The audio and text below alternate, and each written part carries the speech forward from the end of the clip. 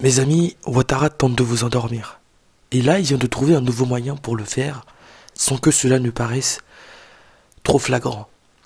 Il a trouvé un nouveau jouet, un nouveau gadget qu'il va agiter comme ça à la communauté internationale ou à la sous-région, ou même voyant la tendance qu'il y a dans les opinions sud-ouest africaines, plutôt, de se dire que nous, on veut un peu plus de souveraineté.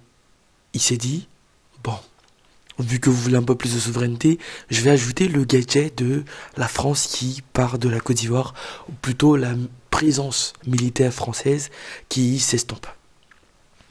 Eh bien, restons vigilants, parce que, comme on dit des fois dans les systèmes autocratiques, dans les systèmes de démocrature, comme c'est le cas aujourd'hui en Côte d'Ivoire, on va pas se le cacher, c'est dans les grands moments, dans les moments cruciaux pour la nation, que les maîtres de l'opium tente d'endormir la population. Et heureusement pour vous, il y a des personnes comme moi qui vont essayer de décrypter ça et de déconstruire la démarche hypocrite de M. Ouattara avec l'armée française. Alors, petit rappel historique, Ouattara il arrive au pouvoir grâce à l'intervention des forces licornes emmenées par son ami et parrain de mariage Nicolas Sarkozy, qui ont quand même forcé le départ de Ouattara, qui ont quand même été une force active majeure pour permettre de déstabiliser l'armée de M. Gbagbo, l'armée loyaliste, comme on l'appelait à l'époque. Et donc ce monsieur qui aujourd'hui nous dit que l'armée française va quitter le territoire, c'est quand même surprenant, vu que la Côte d'Ivoire est quand même l'un des points relais de la propagande française, de la puissance française en Afrique de l'Ouest, avec le Sénégal. Mais bon, on a vu qu'avec l'élection de Diomaye Faye, ça c'est quand même dilué, puisque ces gens, aujourd'hui au pouvoir au Sénégal, ont eu une mentalité panafricaniste très forte, et ils veulent rompre, mais vraiment de manière sérieuse, les accords militaires français avec la France, justement. Et donc, Ouattara, dans son discours, dit que d'ici janvier 2025, d'ici la fin de janvier, les militaires français vont s'en aller. J'ai envie de dire, c'est très intéressant. C'est surprenant venant d'une personne qui a été quand même emmenée au pouvoir grâce à la France. Qu'est-ce que ça cache? Eh bien, là où on va se faire avoir, c'est que, selon les informations de Jeune Afrique, il devrait rester à peu près, après le départ de toutes les forces de Bima, autour d'une centaine, enfin d'une dizaine, d'une centaine de militaires français qui resteraient là comme des instructeurs militaires pour continuer la formation de l'armée ivoirienne. Alors ça change du discours de Ouattara. C'est un peu une sorte de version, si on peut le dire. Et Jeune Afrique, on le sait bien, est très bien informé, a des relais au cœur du pouvoir qui lui donnent de bonnes sources d'informations. Et Jeune Afrique, qui dit qu'il y a une dizaine, voire une centaine de gens qui restent, ça contrarie le discours de Ouattara qui dit que il y aura plus aucun militaire français en Côte d'Ivoire à fin janvier.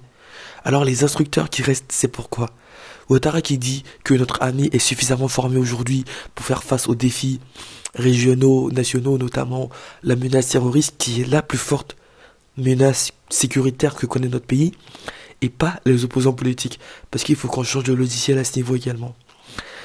Eh bien, moi j'aurais dit que ce message aurait été bien si tous les militaires français partaient effectivement à fin janvier 2025. C'est un peu tard pour prendre le virage du souverainisme, mais j'ai envie de dire, c'est jamais trop tard pour rendre à l'Afrique ses lettres de noblesse, pour autonomiser les enfants d'Afrique, pour que ce soit vraiment les Africains qui soient au devant dans la gestion de leurs affaires courantes. Et aujourd'hui, il y a un truc qu'il faut que nous ayons en tête, c'est qu'il faut qu'on sorte réellement de la dette.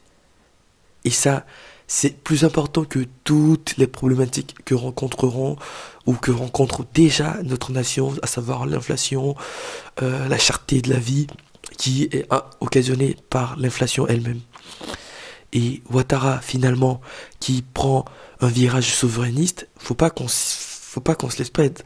Il sait bien qu'aujourd'hui, il y a une tendance au départ et à la rupture de la France-Afrique très forte dans la jeunesse ivoirienne. Et il s'est dit, on va prendre le virage de cette tendance, vu que ce sont les jeunes qui votent le plus, qui sont les plus nombreux en Côte d'Ivoire d'ailleurs, même s'ils ne sont pas tous politisés. On va prendre ces tendances et essayer d'arracher ces voix qui quand même commencent à être groupillées ici et là par Tidiane Thiam, par Jean Bubillon, par le message très souverainiste et très offensif de Monsieur Gbagbo. J'ai envie de dire, c'est trop tard pour vous, Monsieur Ouattara. Il est temps que vous partiez, ça ne fera pas oublier que vous avez complètement violé notre constitution en novembre 2020 en vous présentant pour un troisième mandat.